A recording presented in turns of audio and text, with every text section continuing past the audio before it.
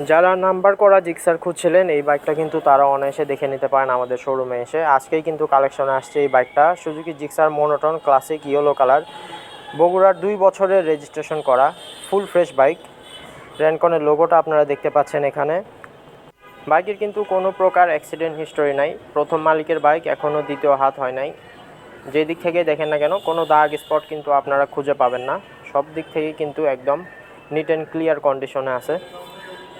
বাইকটাতে 2 বছরের রেজিস্ট্রেশন করা আছে, 26 সাল পর্যন্ত ট্যাক্স টোকেন আপডেট করা আছে।